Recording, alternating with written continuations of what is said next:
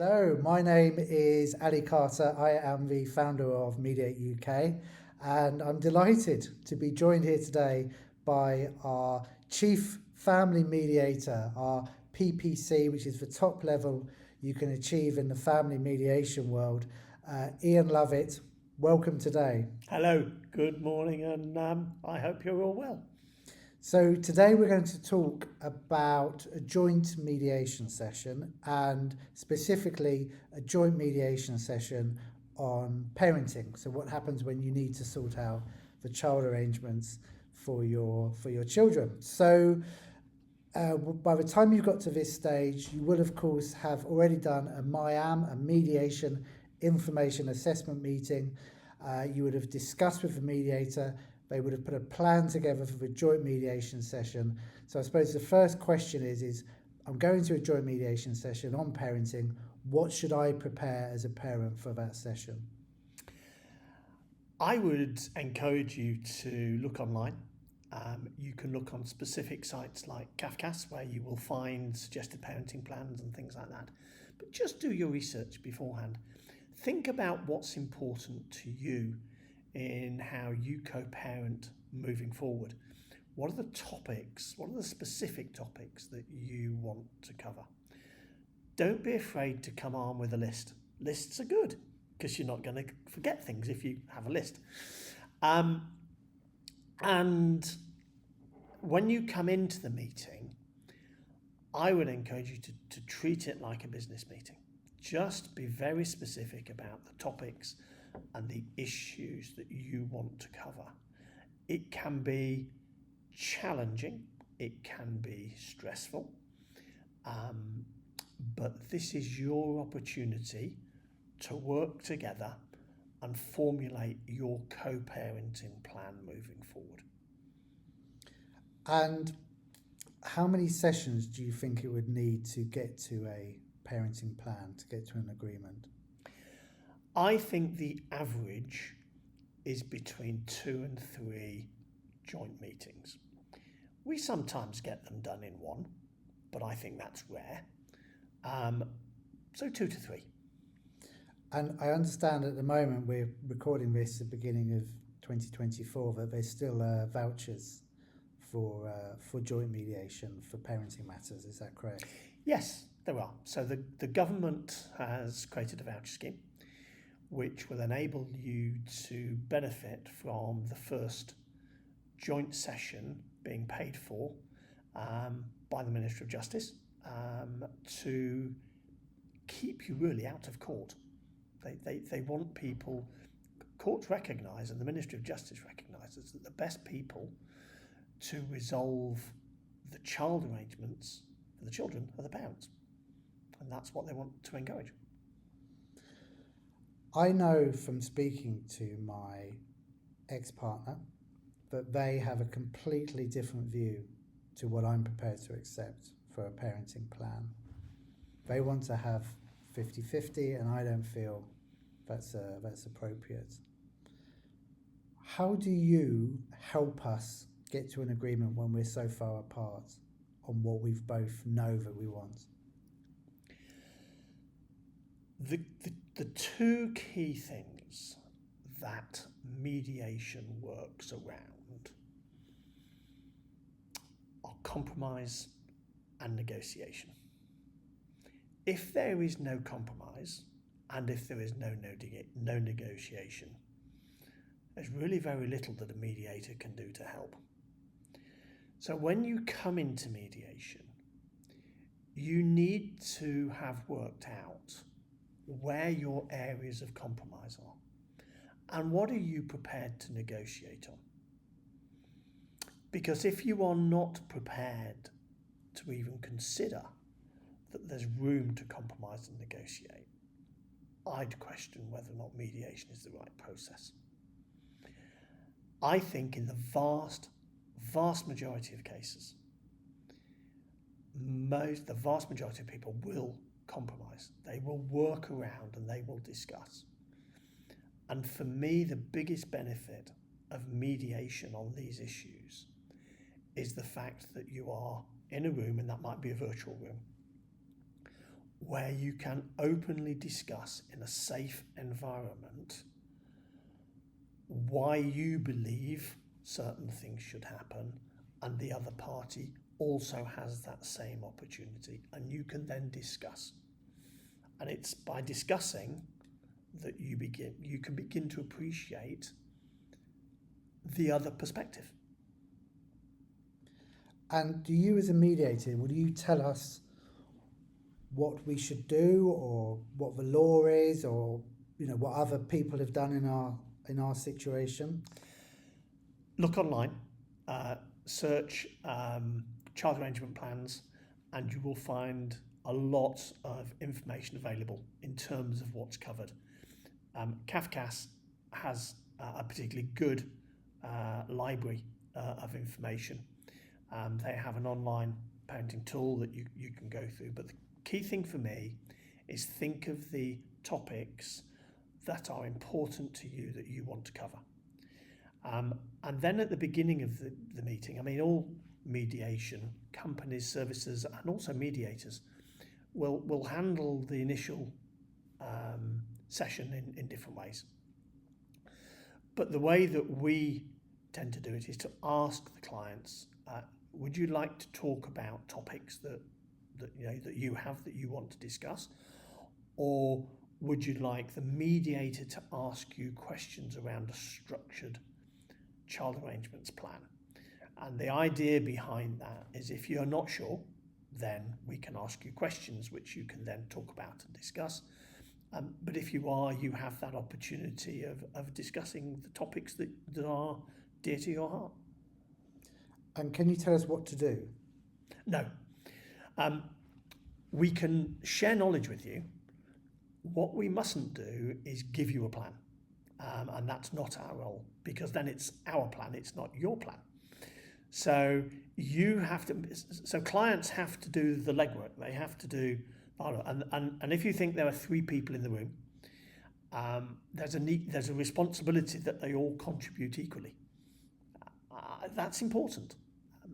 But at no point should the mediator be telling you what to do. And how do you make sure that there is parity in the mediation room? If one party is particularly overbearing or angry, how do you as a mediator ensure that all voices are heard? That comes down to the skill of the mediator, and we're trained in that. It's about ensuring that each party has a voice. It's important that the clients understand that sometimes it will take one party longer to express their views and their wishes and their feelings than the other party. So it's less about equality of time, it's much more about equality of input. And the mediator is there to make sure that both voices are heard. If the mediator senses that one party is getting frustrated, getting cross or angry, then they may well just call a break, have a 5-10 minute recess, grab a cup of coffee, go for a quick walk outside, and then come back in, just to try and reset the arena in which we operate.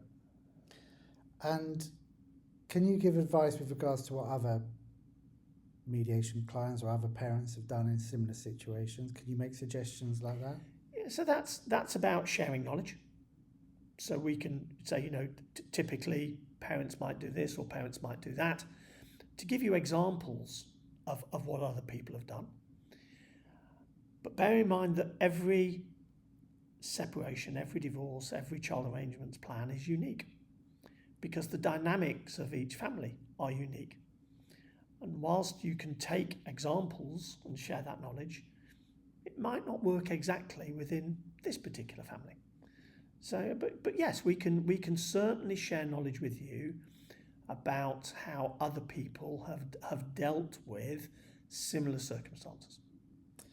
And I know that the voice of the child is very important now in the process, and child inclusive mediation is a topic that we could do another whole video on. But in a nutshell, where does the voice of the child come into the joint mediation process for child arrangements? So here, I would encourage all parents to look at the research that's been done. Base what you do on the research, not your own personal views and feelings. The United Nations has issued a charter. The Children's Act within the UK also now states that children from the age of 10 upwards have the right to have their voice heard in this process. That doesn't exclude children under 10 being consulted. And indeed, I have spoken to children at the age of 8 and the age of 7 who have been very eloquent in expressing their wishes and their feelings about their home situation. What the research tells us is that the vast majority of children want their voice to be heard by someone who is independent and who can act, if you like, as an honest broker.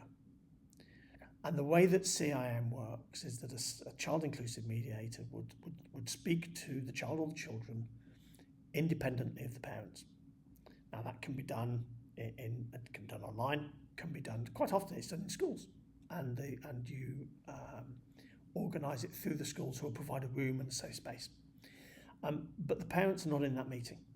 The mediator is trained to speak to the children to understand their wishes and their feelings, and then it's down to the children to agree what can be passed back to the parents. And again, very clearly in the research, children do not want to be in the position of making decisions, but children would like to be consulted and they want to have their voice heard. And from us as mediators, that's really important. And I know that we have a 90% success rate for people who go through family mediation to get to an agreement. What happens at the end when we've got an agreement? What happens next at that stage? You have a choice as clients. You may feel that you made enough notes during the sessions, that you are in a place where you don't need a formal child arrangements plan written up by the mediator, and therefore you've done the mediation, there's no further cost, and therefore you just go and work with what you've agreed. Some clients will want their arrangements written up into a child arrangements plan, and the mediator can do that for you. I think that's always a sensible option, not least because in 3, 4, 5 years' time, are you going to remember what was actually said within the mediation room? So you've got a fallback position, because the plan is always that fallback position. And in the next 3, 4, 5 years, your plan will change, because it needs to change, because your lives change. Your lives are not a static commodity. They are a moving feast all the time. And children at different ages will be doing different things. So you have to be flexible in your plan and change it. So if you've got it written down, you have a baseline. And if you've got to a point where you've changed it several times and you can't agree, you come back to the baseline, because that is what you agreed in mediation. And if you are wanting to, you can make an application to the court where you're going to ask for a child arrangements order by consent, and you would then speak to a solicitor about how that works, and that would then make your child arrangements legally binding. Courts don't have to issue one. Courts will want to know that it's in the best interest of the child to have such an order. Excellent. Okay. Well, I think that's most of what I was going to cover today. I hope you find that helpful if you're looking at doing joint mediation for child arrangements. I'll spring one last question on Ian, if I may, whilst we have him here, and the benefit of his expertise. If you could give one tip to parents who are going through a divorce or separation and cannot agree on the child arrangements, what's the one tip you would give those parents?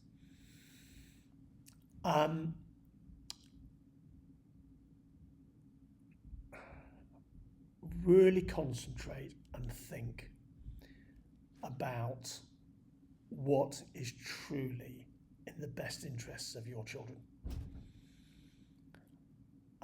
We see a lot of people in mediation. We see a lot of people going through stress, trauma, difficult and challenging situations. And we can't say within the mediation rooms some of the things that as a mediator you will think. And for me, the thing I would say is all too often clients claim to be acting in the best interests of the children. They go to court, and it's amazing how often the court disagrees with them. And I think that it is very, very difficult on certain occasions for clients to understand what is in the best interests of their children. And therefore, if you can't agree, I would be looking at some other form of resolution rather than going to court. Court is a very blunt instrument, and courts are not best placed to be making decisions about your children. So I would be doing everything I possibly could before I went to court. Ian Lovett, PPC at Mediate UK. Thank you very much indeed. Thank you very much. I hope that's been helpful.